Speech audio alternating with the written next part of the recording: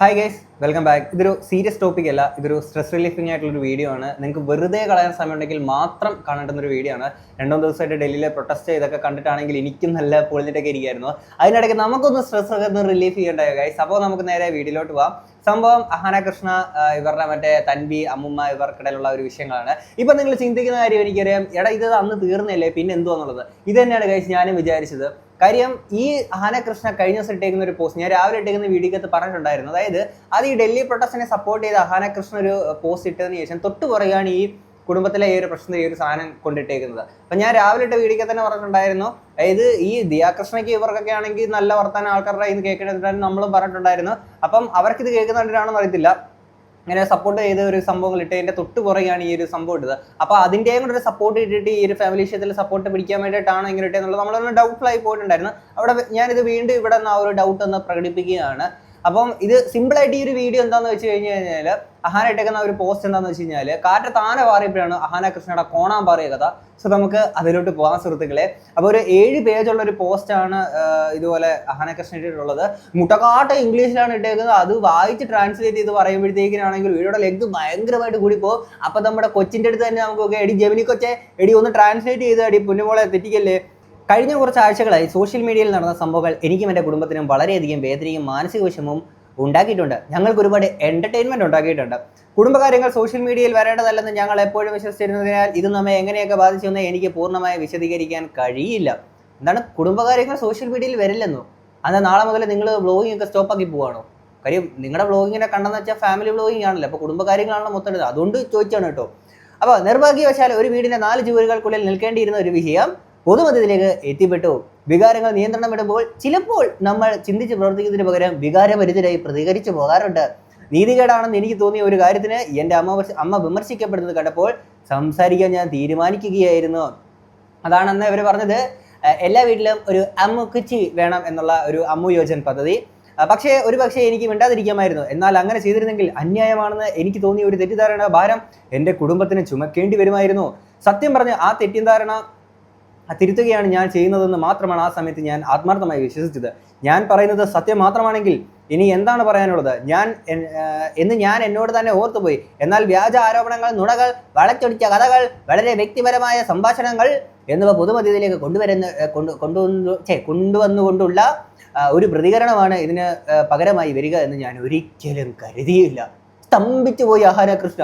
അവർ പറഞ്ഞതിൽ നിന്നും ചെയ്തതിൽ നിന്നും ഒളിച്ചോടാൻ ആളുകൾ എത്രത്തോളം താഴാമെന്ന് മുൻകൂട്ടി കാണുന്നതിൽ എനിക്ക് തെറ്റുപറ്റി. ചില ആളുകൾ തങ്ങൾ പറഞ്ഞ വാക്കുകളുടെ ഉത്തരവാദിത്വം ഏറ്റെടുക്കില്ല. അവർ ഒരു പുതിയ കഥ ഉണ്ടാക്കി അത് ഇന്റർനെറ്റ് പോസ്റ്റ് ചെയ്യുന്നു. കാരണം ഇത്തരം കഥകൾ പ്രചരിക്കാൻ ആവേശത്തോടെ ഇരിക്കുന്ന നിരവധി ആളുകൾ ഇന്റർനെറ്റിലുണ്ടെന്ന് അവർക്കറിയാം. ഇത് മുൻകൂട്ടി കാണാൻ കഴിഞ്ഞില്ലെന്നതാണ് എനിക്ക് പറ്റിയ അബദ്ധം. ഇത് സംഭവിക്കുമെന്ന് ഞാൻ വിചാരിച്ചിരുന്നെങ്കിൽ മിണ്ടാതിരിക്കാൻ തന്നെയായിരുന്നു ഞാൻ തീരുമാനിക്കുക. എൻ്റെ മുത്തശ്ശിയെ നേരിട്ടറിയാവുന്ന ആർക്കും ഇതിലൊരു അത്ഭുതവും തോന്നില്ല.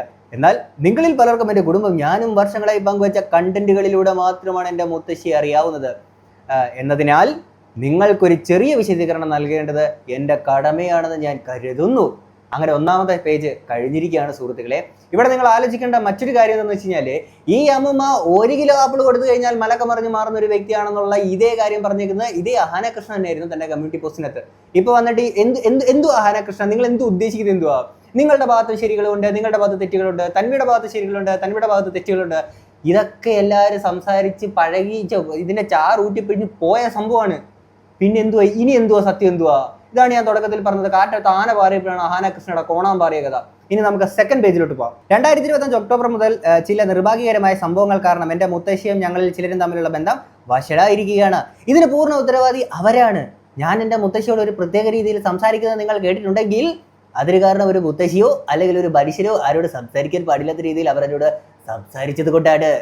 എന്നോട് പറഞ്ഞ വാക്കുകൾ തിരിച്ചു വരവില്ലാത്ത വിധം എല്ലാ പരിധികളും ലംഘിക്കുന്നതായിരുന്നു. അശ്ലീലവും ലൈംഗികവുമായി അധിക്ഷേപിക്കുന്നതും മാനസിക മൂല്യങ്ങൾക്ക് നിരക്കാത്തതുമായ ആ വാക്കുകൾ എൻ്റെ സ്വന്തം മുത്തശ്ശിയിൽ നിന്ന് കേട്ടത് എനിക്ക് ഉൾക്കൊള്ളാൻ കഴിയുന്ന ഒന്നായിരുന്നില്ല. ഈ വ്യക്തി ഈ വികൃതമായ അവസ്ഥയിലേക്ക് കൂടുതൽ സംഭാവനയോ നൽകാൻ ഞാൻ ആഗ്രഹിക്കാത്തതിനാൽ ആ വാക്കുകൾ ഇവിടെ ആവർത്തിക്കാൻ ഉദ്ദേശിക്കുന്നില്ല. ഇത് ജെമിനി അവളുടെ കുഴപ്പമായിട്ടോ ഇത്. പക്ഷേ അത് ഒരു കാലത്തും മായാത്ത മുറിവുകളാണ് എനിക്ക് നൽകിയത്. ബഹുമാനം എന്നത് എപ്പോഴും പരസ്പരം നൽകേണ്ട ഒന്നാണെന്നാണ് ഞാൻ വിശ്വസിക്കുന്നത്. പ്രായമോ ബന്ധങ്ങളോ സ്ഥാനങ്ങളോ മറ്റൊരാളെ ഉപദ്രവിക്കാനോ അപമാനിക്കാനോ ഉള്ള ലൈസൻസ് അല്ല. അതിന് പകരം ചോദ്യം ചെയ്യപ്പെടാത്ത ബഹുമാനം തിരികെ പ്രതീക്ഷിക്കാനും കഴിയില്ല. ആരിൽ നിന്നായാലും മാപ്പർഹിക്കാത്ത അനാദരവ് നിശബ്ദം സഹിക്കാനല്ല, മറിച്ച് സ്വന്തം വ്യക്തിത്വത്തിനായി നിലകൊള്ളാനാണ് ഞാൻ വളർന്നത്. ഇതൊരു പണത്തെ ചൊല്ലിയുള്ള തർക്കമാണെന്ന് ചിത്രീകരിക്കാൻ ശ്രമങ്ങൾ നടന്നിട്ടുണ്ട്. എന്നാൽ അത് അങ്ങനെയല്ല.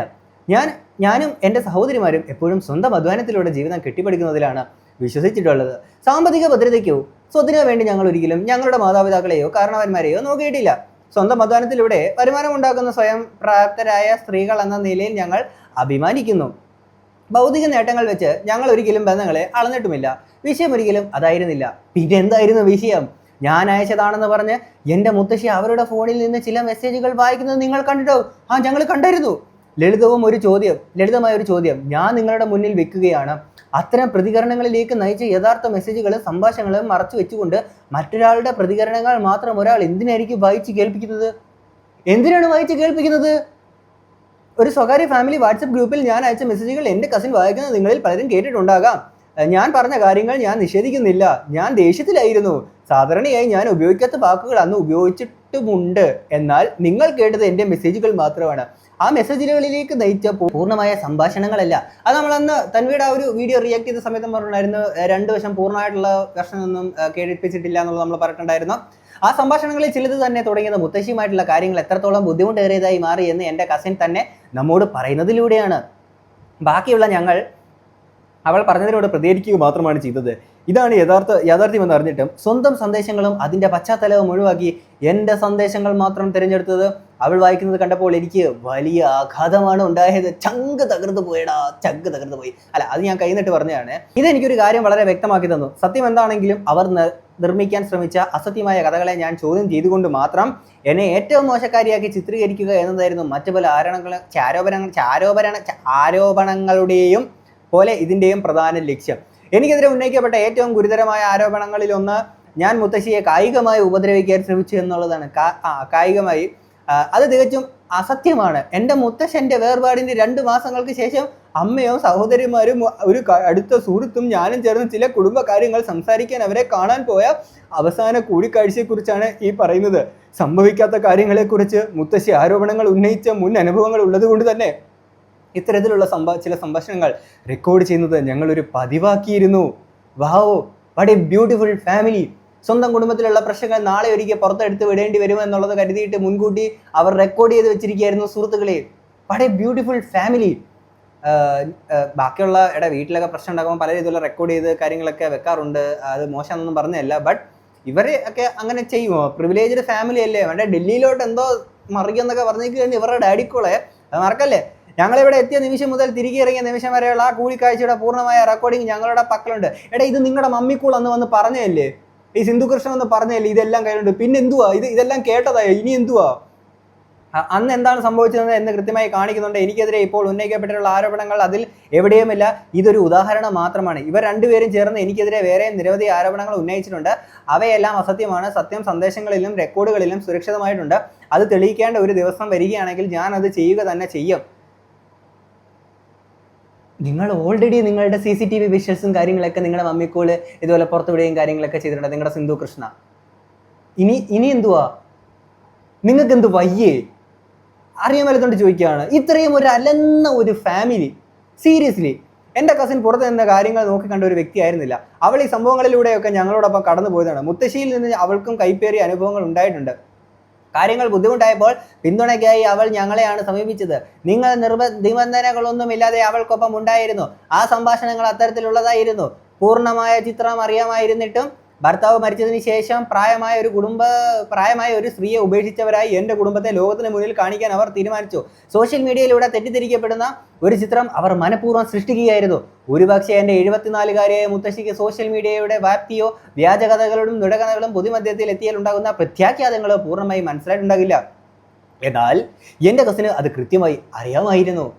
തൻവിക്ക് അറിയാമായിരുന്നു. ഓക്കെ, അടുത്ത പേജിലോട്ട് പോകാം. നുണകൾ കാരണം തെറ്റിദ്ധരിക്കപ്പെടുക എന്നതാണ് ഇതിലെല്ലാം വെച്ച് ഏറ്റവും പ്രയാസകരമായ കാര്യം. നിർമ്മിച്ചെടുത്ത എല്ലാ വ്യാജകഥകളെയും മിനിറ്റുകൾക്കുള്ളിൽ തകർത്തെറിയാൻ കഴിയുന്ന ചാറ്റുകളും ഓഡിയോ റെക്കോർഡിങ്ങുകളും വീഡിയോകളും എണ്ണമറ്റ തെളിവുകളും എൻ്റെ പക്കലുണ്ട്. ഇതെല്ലാം പൊതുമധ്യത്തിലെത്തിക്കാൻ ഞാൻ തീരുമാനിച്ചാൽ ഇന്ന് ചില ആളുകൾ വെച്ചു പുലർത്തുന്ന അഭിപ്രായങ്ങൾ അത്ര തന്നെ വേഗത്തിൽ മാറുമെന്ന് എനിക്ക് യാതൊരു സംശയവുമില്ല. എന്നാൽ സ്വകാര്യ സംഭാഷണങ്ങൾ പൊതുമധ്യത്തിലിടാൻ ഞാൻ തീരുമാനിച്ചാൽ ഈ വിഷയത്തിലുടനീളം ഞാൻ എതിർത്ത അതേ കാര്യത്തിന് തുല്യമായി ഞാൻ മാറും. അത് ഞാനല്ല, ഒരിക്കലും അങ്ങനെ ഞാൻ ആഗ്രഹിക്കുന്നുമില്ല. അതെ, അതാണ് ആനകൃഷ്ണ. എൻ്റെ സൽപ്പേരിന് കളങ്കമുണ്ടാക്കുന്ന ആനകൃഷ്ണയുടെ സൽപ്പേരാ ആയിക്കോട്ടെ എന്ന ഒറ്റ ലക്ഷ്യത്തോടെ എനിക്കെതിരെ അസത്യവും തെറ്റിദ്ധരിക്കപ്പെടുന്നതുമായ കാര്യങ്ങൾ പ്രചരിപ്പിക്കുന്നതിന് എൻ്റെ കസിനെതിരെ നിയമപരമായി മുന്നോട്ട് പോകാനും മാനനഷ്ട കേസ് ഫയൽ ചെയ്യാനും എനിക്ക് പൂർണ്ണ അവകാശം. അപ്പൊ കേസ് കൊടുക്കാൻ പോവാ നിങ്ങൾ, പിന്നെ പറഞ്ഞു സുല്ലിട്ട് ഫോണിൽ വിളിച്ച് സംസാരിച്ച് കോംപ്രമൈസ് ആക്കി എന്ന് പറഞ്ഞിട്ട് ഇനി കേസ് കൊടുക്കാൻ പോണേ നിങ്ങൾ. എന്നിരുന്നാലും 2 കാരണങ്ങൾ ഞാൻ ഇതിൽ നിന്ന് പിന്മാറുകയാണ്. പിന്മാറുക. എന്തൊക്കെയാണ് 2 കാരണങ്ങൾ? എൻ്റെ കസിൻ്റെ ജീവിതത്തിൽ ഞങ്ങൾ ആഴത്തിൽ സ്നേഹിക്കുന്ന കുട്ടികളുണ്ട്. അവരുടെ തെറ്റല്ലാത്ത കാര്യങ്ങൾ അവരെ കൊണ്ട് പ്രായശ്ചിത്തം ചെയ്യിക്കാൻ ഞാൻ ആഗ്രഹിക്കുന്നില്ല. കൂടാതെ കുടുംബകാര്യങ്ങൾ പരസ്യമായ പോരാട്ടങ്ങൾക്കുള്ളതല്ലെന്ന് ഞാൻ തുടക്കം മുതലേ പറഞ്ഞിട്ടുണ്ട്. പിന്നെ എന്നാ മുഞ്ചാനാ ഇത് വന്ന് ഇവിടെ നിന്ന് പിന്നെ കൊണ്ടിരുന്നത്? അറിയാൻ മേലത്തോണ്ട് ചോദിക്കുകയാണ്. കോടതി മുറിയും അത്തരത്തിലുള്ള മറ്റൊരു പരസ്യ പോരാട്ട വേദിയാണ്. എൻ്റെ കുടുംബം ഇനിയൊരു പോരാട്ടം നടത്തരുതെന്ന് ഞാൻ ആഗ്രഹിക്കുന്നു. എന്നാൽ ഇത് തുടർന്ന് പോവുകയും പീഡനാനുഭവങ്ങളിലൂടെ കടന്നു പോകുന്ന എൻ്റെ കുടുംബത്തെ വീണ്ടും ഇതിലേക്ക് വലിച്ചിഴക്കുകയും ചെയ്യുകയാണെങ്കിൽ ഞങ്ങൾക്ക് ലഭിച്ച നിയമോപദേശം അനുസരിച്ച് ഞങ്ങൾ പ്രവർത്തിക്കും. എനിക്കിതിന് താല്പര്യമില്ല.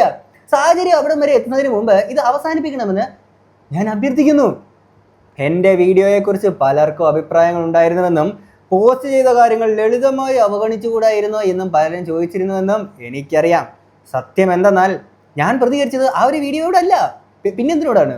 അതിനുശേഷം വന്ന കാര്യങ്ങളോടാണ്. സ്വന്തം അമ്മയെ ഉപേക്ഷിച്ച മകളെന്ന് വിളിച്ച ആളുകൾ എൻ്റെ അമ്മയുടെ കമന്റ് ബോക്സുകളിലും ഇൻബോക്സുകളിലും നിറഞ്ഞു. അതവരെ തകർക്കുകയായിരുന്നു. സ്വന്തം പിതാവിൻ്റെ അവസാന നാളുകളിൽ അദ്ദേഹത്തിന്റെ പരിചരണത്തിനായി പോരാടുകയും തന്നാൽ കഴിയുന്നതെല്ലാം ചെയ്യുകയും ചെയ്ത ഒരു സ്ത്രീയാണിത്. അതാണ് സിന്ധു കൃഷ്ണ. അസത്യമാണെന്ന് എനിക്കറിയാവുന്ന ഒരു കഥയുടെ പേരിൽ എൻ്റെ അമ്മ പരസ്യമായി അപമാനിക്കപ്പെടുന്നത് കണ്ടപ്പോൾ എനിക്കറിയാവുന്ന ഒരേ ഒരു വഴിയിലൂടെ ഞാൻ പ്രതികരിച്ചു. ഒരു മകളായി എൻ്റെ അമ്മായിയെ പ്രതിരോധിച്ചതടക്കം എൻ്റെ വീഡിയോയിൽ പറഞ്ഞ എല്ലാ കാര്യങ്ങളും ഞാൻ ഉറച്ചു നിൽക്കുന്നു. വ്യാജമാണെന്ന് എനിക്കറിയാവുന്ന കഥകൾക്ക് മുന്നിൽ മിണ്ടാതിരിക്കുന്നതുകൊണ്ട് പ്രശംസ നേടുന്നതിനേക്കാൾ സത്യത്തിനൊപ്പം നിന്നതിൻ്റെ പേരിൽ വിമർശിക്കപ്പെടുന്നതാണ് ഞാൻ ആഗ്രഹിക്കുന്നത്. സ്വാതന്ത്ര്യ സമരത്തിന് പങ്കെടുത്തിട്ട് വന്ന പോലെയൊക്കെയാണ് ഈ പറയുന്നത്. നിങ്ങളുടെ ഡാഡിക്കൂള് ഡൽഹിയിലെ പ്രൊട്ടസ്റ്റിൽ എന്തോ തൊലിക്കുന്നും മറിക്കുന്നും പറയുന്നുണ്ടായിരുന്നു. ഈ ഡാഡിക്കൂളിന് സ്വന്തം വീട്ടിലെ പ്രശ്നം ഇതുവരെ സോൾവ് ആക്കാൻ കഴിഞ്ഞില്ല. ഇത്രയ്ക്ക് കഴിവ് കെട്ട ഒരുത്തനാണോ നിങ്ങളുടെ കൃഷ്ണകുമാർ എന്ന് പറഞ്ഞാൽ നിങ്ങളുടെ ഡാഡിക്കൂൾ? ഞാൻ രാവിലെ ഒരു വീഡിയോ ചെയ്തിട്ടുണ്ടായിരുന്നു. നിങ്ങളിത് തീർച്ചയായിട്ടും കാണണം. കണ്ടിട്ട് നിങ്ങളുടെ ഡാഡിക്കൂളിന് ഇത് കാണിച്ചു കൊടുത്തിട്ട് ഇത് പറയണം, ഇങ്ങനെയൊക്കെ ചെയ്യണമെന്ന് പറയണം കേട്ടോ. ഇതൊക്കെ പറഞ്ഞൊന്ന് മനസ്സിലാക്കി കൊടുക്കണം. ഓക്കെ. നിർഭാഗ്യവശാൽ ചില സ്ത്രീകളെ വിധി എഴുതാൻ നമ്മുടെ സമൂഹം എപ്പോഴും തിടുക്കം കാണിക്കാറുണ്ട്. എല്ലാ സ്ത്രീകളെ അങ്ങനെ തിടുക്കം കാണിക്കാറില്ല. ഇതുപോലെ അപരാധങ്ങൾ വന്ന് കാണിക്കുമ്പോൾ മാത്രമേ ആൾക്കാർ പറയുള്ളൂ. അത് സ്ത്രീ എന്നല്ല, പുരുഷനായാലും അങ്ങനെയൊക്കെ തന്നെയാണ്. പരാജയപ്പെട്ട ഒരു വിവാഹത്തിൽ നിന്ന് മുന്നോട്ട് പോയ ഒരു സ്ത്രീ തെറ്റുകാരിയായി മുദ്ര കുത്തപ്പെടുന്നു. ഒരു അമ്മ സ്വന്തം കുഞ്ഞിനെ ഉപേക്ഷിച്ചു എന്ന് ആരോപിക്കുന്നത് അവർക്കെതിരെ ജനവികാരം തിരിച്ചുവിടാനുള്ള ഏറ്റവും എളുപ്പ മാർഗങ്ങളിൽ ഒന്നാണ്. ഒരു കുടുംബം എന്ന നിലയിൽ ഞങ്ങളുടെ കസിനോടും അമ്മായിയോടും ഞങ്ങൾക്ക് എപ്പോഴും അനുകമ്പ കാണിച്ചിട്ടുണ്ട്. കാരണം പൂർണ്ണമായ യാഥാർത്ഥ്യം മനസ്സിലാക്കി ജീവിച്ചവരാണ് ഞങ്ങൾ. കാര്യങ്ങൾ ഇന്നത്തെ അവസ്ഥയിൽ എത്തിയതിന് അവരാരും ഉത്തരവാദികളല്ലെന്ന് ഞങ്ങൾക്കറിയാം. എന്നാൽ സഹതാപം പിടിച്ചു പറ്റാൻ വേണ്ടി കുടുംബത്തിലെ മറ്റൊരു അംഗത്തിനെതിരെ സംസാരിക്കാൻ സോഷ്യൽ മീഡിയയെ വീണ്ടും ഉപയോഗിക്കുന്നത് ഞങ്ങൾക്ക് അംഗീകരിക്കാൻ കഴിയില്ല. Because they are privileged family. മാനസിക ആഘാതങ്ങളെ കുറിച്ചുള്ള വിവിധ ചർച്ചകളെ കുറിച്ച് പറയുകയാണെങ്കിൽ ഒരാൾ മിണ്ടാതിരിക്കാൻ തീരുമാനിക്കുന്നു എന്നതിനർത്ഥം അവർക്ക് വലിയ മാനസിക വേദന ഉണ്ടായിട്ടില്ല എന്നല്ല.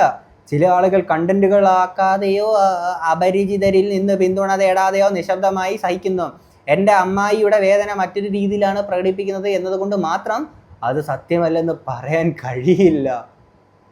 ഈ അമ്മായി എന്നുള്ളത് അമ്മയുടെ അമ്മ എന്നുള്ളതാണെന്ന് തോന്നുന്നു കേട്ടോ. ജെമിനി എടീ പെണ്ണ നീ വിഷയമാണ് കേട്ടോ, അത് ക്ലിയർ ആയിട്ടൊക്കെ കൊടുക്കുക. വിഷാദം, മാനസികാഘാതം, മറ്റ് മാനസികാരോഗ്യ പ്രശ്നങ്ങൾ എന്നിവയൊക്കെ വൈദ്യസഹായവും അനുകമ്പയും കരുതലും ബഹുമാനവും അറിയിക്കുന്ന യഥാർത്ഥ അവസ്ഥകളും അനുഭവങ്ങളുമാണ്. എന്നാൽ ഉത്തരവാദിത്വത്തിൽ നിന്ന് ഒളിച്ചോടാനുള്ള ഒരു കവചമായി അവയെ ഒരിക്കലും ഉപയോഗിക്കരുത്. ഒരാളുടെ തെറ്റായ പ്രവൃത്തികളെയോ പോരായ്മകളെയോ ന്യായീകരിക്കാൻ ഉപയോഗിക്കേണ്ട വാക്കുകളല്ല അവ. ഏതാനും മാസങ്ങൾക്ക് മുൻപ് വരെ ഞാൻ മുത്തശ്ശിയുടെ ഏറ്റവും പ്രിയപ്പെട്ട കൊച്ചുമകളായിരുന്നു. ബിക്കോസ് ഈ കൊച്ചുമകൾ അങ്ങോട്ടേക്ക് കുറെ പൈസകൾ കൊടുക്കുന്നുണ്ടായിരുന്നു, അതുകൊണ്ടാണ് ഫേവറേറ്റ് ആയത് എന്നുള്ളത് അഹാന പറയുന്നുണ്ടായിരുന്നു അന്നത്തെ ഒരു കമ്മ്യൂണിറ്റി പോസ്റ്റില്. കാരണം അവരുടെ അഭിപ്രായത്തിൽ അവരോടൊപ്പം ഏറ്റവും കൂടുതൽ സമയം ചിലവഴിച്ചതും പരിചരിച്ചതും ഒരു കൊച്ചുമകളിൽ നിന്ന് പ്രതീക്ഷിക്കുന്നതിലപ്പുറം കാര്യങ്ങൾ ചെയ്തു കൊടുത്തത് ഞാനായിരുന്നു. അപ്പോൾ ഈ തൊട്ടിക്കണക്ക് ഈ റിപ്പീറ്റ്ലി പറഞ്ഞുകൊണ്ടിരിക്കുന്ന ഇവരുടെ ഇതൊരു ശീലമാണ് ഗൈസ്. ഇതിനർത്ഥം വർഷങ്ങളായി എൻ്റെ സഹോദരിമാർ അവർക്കായി ചെയ്ത കാര്യങ്ങളെ നിസ്സാരമായി കാണുന്നു എന്നല്ല. അവർ ഓരോരുത്തരും തങ്ങളുടേതായ രീതിയിൽ അവരെ സ്നേഹിക്കുകയും പരിചരിക്കുകയും ചെയ്തിട്ടുണ്ട്. പക്ഷേ ഈ കൂട്ടത്തിൽ ഞാനാണ് മെയിൻ അഹനകൃഷ്ണനാണെന്നുള്ളതാണ് പറയുന്നത്. എന്നാൽ ആ സമയത്ത് തനിക്ക് ഏറ്റവും കൂടുതൽ കാര്യങ്ങൾ ചെയ്തു തരുന്ന ആളോട് കൂടുതൽ സ്നേഹം കാണിക്കുന്ന ഒരു രീതി മുത്തശ്ശിക്കുണ്ടായിരുന്നു. ഇന്ന് തിരിഞ്ഞു നോക്കുമ്പോൾ ആ സ്നേഹം ഒരു വ്യക്തി എന്ന നിലയിൽ എന്നോടായിരുന്നു അതോ ഞാൻ അവർക്ക് ചെയ്തു കൊടുത്ത കാര്യങ്ങളോടായിരുന്നു ഇന്ന് എനിക്ക് തോന്നാറുണ്ട്. അത് തോന്നി, അത് അങ്ങനെ തന്നെയാണ് എന്ന് തന്നെയായിരുന്നു അന്ന് നിങ്ങൾ വന്ന് കമ്മ്യൂണിറ്റി പോസ്റ്റ് ഇട്ടുണ്ടായിരുന്നത്. ഇന്നിപ്പം വന്ന് കുറച്ചുകൂടെ മിൽക്ക് ചെയ്ത് പറയുകയാണല്ലേ. അവരുടെ പ്രവർത്തികളെ ഞാൻ ചോദ്യം ചെയ്യുകയും അവർക്ക് താല്പര്യമുള്ള രീതിയിൽ നിൽക്കുന്നത് അവസാനിപ്പിക്കുകയും ചെയ്ത നിമിഷം ഞാൻ അവർക്കായി ചെയ്തതെല്ലാം ഒറ്റ രാത്രി കൊണ്ട് ഇല്ലാതായതുപോലെ തോന്നി. ചങ്ക് തകർന്നു പോയടാ നമ്മുടെ അഹാന കൃഷ്ണയുടെ. അത്രയും ചെയ്ത് കൊടുത്തിട്ട് 1 കിലോ ആപ്പിൾ വാങ്ങിച്ചു കൊടുത്തേച്ചാൽ മലക്കമറിയുന്ന അമ്മൂമ്മയായിരുന്നെങ്കിൽ അന്ന് നിങ്ങൾക്ക് ആ രാത്രിയിൽ ചങ്ക് തകർന്ന ആ ഒരു സമയത്ത് പോയിട്ട് 1 കിലോ ആപ്പിൾ വാങ്ങിച്ചു കൊടുത്താൽ പോരായിരുന്നോ? പ്രശ്നം മാറത്തില്ലായിരുന്നോ? അടുത്ത പേജിലോട്ട് പോകാം. ഞാൻ അവർക്കായി ചെയ്തതെല്ലാം എൻ്റെ മുത്തശ്ശി മറന്നു പോയിട്ടുണ്ടാവാം. ആളുകൾ ചിലപ്പോൾ തങ്ങൾക്ക് ഓർക്കാൻ ഇഷ്ടമുള്ള കാര്യങ്ങൾ മാത്രമാണ് ഓർമ്മയിൽ വെക്കാറുള്ളതെന്ന് എനിക്ക് മനസ്സിലാകും. അത് കുഴപ്പമില്ല. ഞങ്ങൾ പങ്കുവെച്ച നല്ല നിമിഷങ്ങൾ മറക്കാനാണ് അവർ തീരുമാനിച്ചതെങ്കിലും ഞാനത് മറന്നിട്ടില്ല. ഞാൻ അവർക്കായി ചെയ്ത കാര്യങ്ങൾ എന്തിനാണ് ചെയ്തതെന്ന് എനിക്ക് കൃത്യമായി അറിയാം. ഞങ്ങൾ ഒന്നിച്ച് ചെലവഴിച്ച ആ നല്ല ഓർമ്മകളെ ഞാൻ എപ്പോഴും മനസ്സിൽ സൂക്ഷിക്കുകയും ഓർമ്മിക്കുകയും ചെയ്യും. ഇനി മുത്തശ്ശിയെ നോക്കാൻ ഞങ്ങൾക്ക് കഴിയില്ല. അതിക്രമങ്ങളിൽ നിന്ന് സ്വയം രക്ഷപ്പെടാനുള്ള ഒരേ ഒരു വഴിയായി മാറി നിൽക്കുക എന്നതായിരുന്നു. എന്നാൽ അവർക്ക് 74 വയസ്സുണ്ട്. ഈ വിവാദങ്ങളൊക്കെ എല്ലാവരും മറന്നതിന് ശേഷം അവരെ പരിപാലിക്കാൻ ഒരാളെ ആവശ്യമുണ്ട്. കാനഡയിലെ ജീവിതം ഉപേക്ഷിച്ച് തിരികെ വന്നത് മുത്തശ്ശിക്ക് ആ കരുതൽ നൽകാനാണെന്ന് എൻ്റെ കസിൻ ലോകത്തോട് പറഞ്ഞിട്ടുണ്ടല്ലോ. മുത്തശ്ശിയുടെ നന്മയ്ക്കായി അത് സത്യമായിരിക്കട്ടെ എന്ന് ഞാൻ ആത്മാർത്ഥമായി ആഗ്രഹിക്കുന്നു. ചെയ്യുന്ന കാര്യങ്ങൾ വീഡിയോ ആക്കാനും അത് കാണാൻ ആളുകൾ ഇല്ലാത്തപ്പോഴും ആ കരുതൽ അങ്ങനെ തന്നെ തുടരുമെന്ന് ഞാൻ പ്രതീക്ഷിക്കുന്നു. അതായത് വീഡിയോ ഇല്ലാത്തപ്പോൾ വീഡിയോയ്ക്ക് വേണ്ടി മാത്രമാണോ നിങ്ങളുടെ അമ്മൂമ്മേനെ തന്മി നോക്കുക എന്നുള്ള രീതിയിലാണോ നിങ്ങൾ പറഞ്ഞു വരുന്നത്? ഓൺലൈനിൽ കണ്ട കാര്യങ്ങളെ നിങ്ങളുടെ അടിസ്ഥാനത്തിൽ എന്നെ വിലയിരുത്താനാണ് ആരെങ്കിലും തീരുമാനിക്കുന്നതെങ്കിൽ എനിക്കത് മനസ്സിലാക്കും. എല്ലാവർക്കും അവരുടേതായ അഭിപ്രായങ്ങൾക്ക് അവകാശമുണ്ട്. എന്നാൽ ഏതാനും സ്ക്രീൻഷോട്ടുകൾക്ക് ചില ചെറിയ വീഡിയോ ഭാഗങ്ങൾക്ക് ഒരിക്കലും ഒരു കഥയുടെ പൂർണ്ണരൂപം നൽകാൻ കഴിയില്ലെന്ന് എനിക്കറിയാം. കാര്യങ്ങളുടെ പൂർണ്ണമായ ചിത്രം അറിയാത്തപ്പോൾ പെട്ടെന്ന് വിധി എഴുതാതെ ഇരിക്കാനുള്ള ക്ഷമ ചിലരെങ്കിലും കാണിച്ചിരുന്നെങ്കിൽ എന്ന് ഞാൻ ആഗ്രഹിച്ചു പോകുന്നു. എന്നാൽ കുഴപ്പമില്ല. എന്നെ കൃത്യമായി അറിയുന്നവർക്ക് നേരിട്ടും അല്ലാതെയും എൻ്റെ മനസ്സും എൻ്റെ സത്യവും എന്താണെന്ന് അറിയാം. എനിക്ക് പ്രധാനം അത് മാത്രമാണ്. എൻ്റെ പൊന്ന് അഹാന കൃഷ്ണ, നിങ്ങൾ ഈ തൻവിയുടെ വീഡിയോ വന്ന സമയത്തേക്ക് തന്നെ നമ്മൾ പറഞ്ഞിട്ടുണ്ടായിരുന്നു ഇത് അഹാന അങ്ങോട്ടേക്ക് പറഞ്ഞു മാത്രമേ ഉള്ളൂ, അപ്പുറത്തുനിന്ന് അമ്മൂമ്മ ഇങ്ങോട്ട് പറഞ്ഞേക്കുന്ന സംഭവങ്ങളില്ല നമ്മളെല്ലാവരും പറഞ്ഞിട്ടുള്ള കാര്യങ്ങളൊക്കെ തന്നെയാണ്. ഓക്കെ, അല്ലാതെ ഒരു സ്ക്രീൻഷോട്ടിലെ ഒരു ഭാഗം മാത്രം കണ്ടിട്ട് അഹാന മറ്റേ മഹാ അപരാധിയാണെന്ന് പറഞ്ഞില്ല. നിങ്ങൾ ഓൾറെഡി നിങ്ങൾ ഈ പറയുന്ന പബ്ലിക്കിൽ വന്നിട്ട് നിങ്ങൾ മറ്റേ പ്രിവിലേജ്ഡ് ഫാമിലി മാങ്ങാത്തൊലി മറ്റേന്നും പറഞ്ഞുകൊണ്ട് നിങ്ങൾ മൊത്തത്തിൽ ഇത് കാണിച്ചിട്ട് നമ്മുടെ അടുത്തൊക്കെ വന്ന് പറഞ്ഞേക്കുന്ന നിങ്ങൾക്ക് ഓർമ്മയുണ്ടല്ലോ. അങ്ങനെ വന്ന് പറഞ്ഞിട്ട് നിങ്ങൾ മറ്റേ ഈ മണി കാൺ ബൈ ക്ലാസ് എന്ന് പറഞ്ഞൊരു സാധനം ഉണ്ടല്ലോ. പക്ഷേ നിങ്ങൾ ഭയങ്കര ക്ലാസ് ആണെന്ന് നിങ്ങൾ എത്ര അഭിനയിക്കാൻ ശ്രമിച്ചാലും അതല്ല എന്നുള്ളത് ഒരു നിമിഷം കഴിയുമ്പോഴത്തേക്കിന് അത് പുറത്തോട്ട് വരും. അതാണല്ലോ ഇപ്പം നിങ്ങളുടെ കുടുംബത്തിലെ ബാക്കിയുള്ള ആൾക്കാർ ഇപ്പം ഈ ഒരു പ്രൊട്ടസ്റ്റിൻ്റെ ഭാഗത്ത് അഹാന ഒഴികെ ബാക്കിയെല്ലാവരും ഇപ്പം ചെയ്തുകൊണ്ടിരിക്കുന്നത്. ഓക്കെ, അപ്പോൾ ഇനി ചിലർ നുണകളുമായി ജീവിക്കാൻ തിരഞ്ഞെടുത്തേക്കാം. എന്നാൽ സത്യത്തോടെ ജീവിക്കാനാണ് ഞാൻ തീരുമാനിക്കുന്നത്. ദിവസാവസാനം മനസ്സിൽ സത്യസന്ധമായ നന്മയെ സൂക്ഷിക്കുന്നവർക്ക് സമാധാനം ലഭിക്കുക എന്ന് ഞാൻ വിശ്വസിക്കുന്നു. എനിക്കൊന്നും തെളിയിക്കാനില്ലെന്നും ഒന്നിനെയും ഭയപ്പെടാനില്ലെന്നും ആർക്കും മുന്നിലും ഒന്നും തെളിയിക്കാനില്ലെന്നും ഉള്ള ബോധ്യം പൂർണ്ണ ഹൃദയത്തോടെ പുഞ്ചിരിക്കാൻ എന്നെ സഹായിക്കുന്നു. എനിക്ക് ഉറപ്പിച്ച് പറയാൻ കഴിയുന്ന ഒരു കാര്യമുണ്ടെങ്കിൽ അതിതാണ്: സത്യസന്ധത, സ്ഥിരത, കഠിനാധ്വാനം, യാഥാർത്ഥ്യമായിരിക്കാനുള്ള ധൈര്യം എന്നിവയിലൂടെ വർഷങ്ങൾ കൊണ്ട് നേടിയെടുത്ത പ്രശസ്തി ഒറ്റ രാത്രി കൊണ്ട് ഇല്ലാതാകില്ല. ഞാൻ സർവ്വഗുണ സമ്പന്നയാണെന്ന് ഒരിക്കലും അവകാശപ്പെട്ടിട്ടില്ല. യഥാർത്ഥ വ്യക്തിത്വത്തോടെ ജീവിക്കാനും എൻ്റെ പോരായ്മകളെ അംഗീകരിക്കാനും ആത്മാർത്ഥതയോടെ ജീവിക്കാനുമാണ് ഞാൻ തീരുമാനിച്ചത്. അതാണ് കഴിഞ്ഞ വർഷങ്ങളിലുടനീളം നിരവധി ആളുകളുടെ സ്നേഹവും വിശ്വാസവും എനിക്ക് നേടിത്തന്നത്. ഇടയ്ക്കൊക്കെ നിങ്ങൾ കമൻറ്റ് ബോക്സ് ഒന്ന് നോക്കി വായിക്കണം കേട്ടോ. കഴിഞ്ഞ കുറച്ച് ആഴ്ചകളായി എപ്പോഴത്തേക്കാളും കൂടുതൽ ആ സ്നേഹം ഞാൻ തൊട്ടറിഞ്ഞിട്ടുമുണ്ട്. അതാണ് ഞാൻ പറഞ്ഞത്. നിങ്ങൾ ഇടയ്ക്കിടയ്ക്ക് ഒന്ന് കമൻറ്റ് ബോക്സിലൊന്ന് നിങ്ങളെടുത്തൊന്ന് വായിച്ചു നോക്കണം. എനിക്കൊപ്പം ഉറച്ചു നിന്നവർക്കും എന്നിൽ വിശ്വസിച്ചവർക്കും ഞാൻ ആരാണെന്ന് എന്നെ വീണ്ടും ഓർമ്മിച്ചതിന് നന്ദി. എന്നെ ബന്ധപ്പെട്ടവർക്കും അപൂർവമായ ഒരു കഥയുടെ മാത്രം അടിസ്ഥാനത്തിൽ എന്നെയും എൻ്റെ കുടുംബത്തെയും വിധി എഴുതാതിരിക്കാൻ തീരുമാനിച്ചവർക്കും നന്ദി. അത്തരമൊരു ക്ഷമ നിങ്ങൾ ഞങ്ങൾക്ക് കാണിക്കേണ്ടതില്ലായിരുന്നു. എന്നിട്ടും നിങ്ങൾ അത് കാണിച്ചു. എനിക്ക് വാക്കുകളിൽ വിവരിക്കാൻ കഴിയുന്നതിലും വലിയ അർത്ഥമാണ് അതിനുള്ളത്. ഞാൻ നിൽക്കുന്ന സ്ഥാനം എവിടെയാണെന്ന് എനിക്ക് കൃത്യമായി അറിയാം. എവിടെയാണ് നിങ്ങൾ നിൽക്കുന്നത്? വ്യാജമല്ലാത്ത സ്നേഹവും വിശ്വാസവും പിന്തുണയും നൽകുന്ന ആളുകളാൽ ചുറ്റപ്പെട്ട് ഞാൻ ഇവിടെ തന്നെ തുടരും. ഇതോടുകൂടി ഈ അധ്യായം പൂർണ്ണമായും എന്നേക്കുമായി അവസാനിപ്പിക്കാൻ ഞാൻ ആഗ്രഹിക്കുന്നു. ഇതൊന്നും അവസാനിച്ചില്ലേ? ഓക്കെ, അന്നത്തെ ആദ്യത്തെ എൻഡിങ് ആയിരുന്നു. രണ്ടാമത് സിന്ധുകൃഷ്ണനായിട്ട് അത് വീണ്ടും അവസാനിച്ചു. ഇത് മൂന്നാമത്തെ അവസാനമാണ്. ഈ മൂന്നാമത്തെ അവസാനത്തിലെങ്കിലും ഇത് ശരിക്കും അവസാനിക്കണം. ഇത് കഴിഞ്ഞ് ഇനി ഒരു അവസാനം ഉണ്ടെന്ന് പറയില്ല. ഈ ലാസ്റ്റ് ബസ് ഇപ്പോൾ ഒരെണ്ണം പോയി, ഇനി ഒരു ലാസ്റ്റ് ബസ് കൂടെ വരാനുണ്ട്. അത് കഴിഞ്ഞ് 2-3 ലാസ്റ്റ് ബസ്സുകളുണ്ട് എന്നൊക്കെ പറയുന്ന പോലത്തെ ഒരു സ്കീമാണ് ഇപ്പോൾ ഇവർ ഈ പറയുന്നത്. അവസാനിപ്പിക്കുന്നതിന് മുമ്പ് ഇത് ഇനി എന്തുവാ അവസാനമായി ഒരു കാര്യം കൂടി പറയാൻ ഞാൻ ആഗ്രഹിക്കുന്നു. കഴിഞ്ഞ കുറച്ച് ആഴ്ചകളായി ദിവസേന എന്നെപ്പോലെ ഇൻ്റർനെറ്റ് എനിക്കെതിരെ ഓരോ പുതിയ വിവാദങ്ങൾ കണ്ടെത്തുന്നതാണ് ഞാൻ കണ്ടത്. അതിൽ ചിലത് വളരെ തമാശയായി തോന്നിയത് കൊണ്ട് എന്നെ ഒരു മറുപടി പോലും അർഹിക്കുന്നില്ല. എന്നാൽ ഞാനും എൻ്റെ സഹോദരിമാരും സ്കൂളിലോ കോളേജിലോ മറ്റുള്ളവരെ ഉപദ്രവിച്ചെന്ന രീതിയിൽ വീണ്ടും വീണ്ടും പ്രചരിക്കുന്ന ചില കഥകൾ, തികച്ചും കെട്ടുകഥകൾ, എത്ര ആത്മവിശ്വാസത്തോടെയാണ് യാഥാർത്ഥ്യമെന്ന വ്യാജേന അവതരിപ്പിക്കുന്നത് എന്ന് കാണുമ്പോൾ അത്ഭുതം തോന്നുന്നു. അതുകൊണ്ട് സത്യം അറിയാൻ യാഥാർത്ഥ്യത്തിൽ താല്പര്യമുള്ള എല്ലാവരും ഞാനൊരു കാര്യത്തിലേക്ക് ക്ഷണിക്കുകയാണ്. ഞാൻ തിരുവനന്തപുരത്തെ ഹോളി ഏഞ്ചൽസ് ISC ആയിരിക്കും സ്കൂളിലും പിന്നീട് ചെന്നൈയിലെ MOP വൈഷ്ണവ് കോളേജിലുമാണ് പഠിച്ചത്. ദയവായി ഈ സ്ഥാപനങ്ങൾ സന്ദർശിക്കുക, അവിടെയുള്ളവരോട് സംസാരിച്ച് കാര്യങ്ങൾ അന്വേഷിച്ചറിയുക.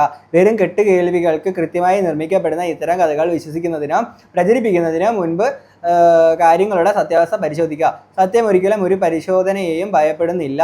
അപ്പം അഹാന കൃഷ്ണയുടെ ഒക്കെ ഈ കോളേജ് ടൈമിലൊക്കെ ഇവരെ റാഗ് ചെയ്യാൻ പോയതിൻ്റെ കുറേ സ്കീം കാര്യങ്ങളൊക്കെ പലരും വന്ന് പറയുന്നുണ്ടായിരുന്നു. അതിൻ്റെ അതങ്ങനെയല്ല, നിങ്ങൾ പോയി അന്വേഷിക്കുന്നൊക്കെയുള്ളതാണ് അഹാന പറയുന്നത്. അവസാനമായി, സൈബർ ആക്രമണങ്ങൾ കാരണം എൻ്റെ മൂല്യം ഞാൻ തന്നെ ചോദ്യം ചെയ്യുമെന്നോ, എൻ്റെ പ്രകാശം മങ്ങുമെന്നോ, എന്നെക്കുറിച്ച് എൻ്റെ കാഴ്ചപ്പാട് മാറുമെന്നോ ആരെങ്കിലും കരുതുന്നുണ്ടെങ്കിൽ ഒന്നുകൂടി ചിന്തിക്കുക. സ്നേഹത്തോടെ, സമാധാനത്തോടെ, ആത്മാഭിമാനത്തോടെ, സത്യത്തോടെ, അഹാന കൃഷ്ണ. സോ അങ്ങനെ ആ ഒരു അധ്യായം അവിടെ കഴിഞ്ഞിരിക്കുകയാണ് എന്നുള്ളതാണ് സുഹൃത്തുക്കളെ നമ്മളിതിൽ നിന്ന് മനസ്സിലാക്കുന്നത്. ഇത്രയും വലിയൊരു പോസ്റ്റ്. ഇതൊക്കെ കഴിഞ്ഞ ആൾക്കാർ ഇതൊക്കെ വിട്ടു, നിങ്ങൾ വിട്ടില്ല. ഇത് അവസാനമായിരിക്കണം. ഇനി ഇതിനൊരു അവസാനം ഉണ്ടെന്ന് പ്ലീസ് പറയരുത്. അത്ര എനിക്ക് പറയാനുള്ളൂ. എന്താണെങ്കിലും ഇത്രയും കേട്ടിട്ട് നിങ്ങൾക്ക് എന്താ തോന്നുന്നത് തീർച്ചയായിട്ടും നേരെ കമന്റ് ബോക്സിൽ പറയാം. നമുക്ക് അടുത്തൊരു വീഡിയോ ആയിട്ട് കാണാം. അപ്പോൾ ശരി, ബൈ.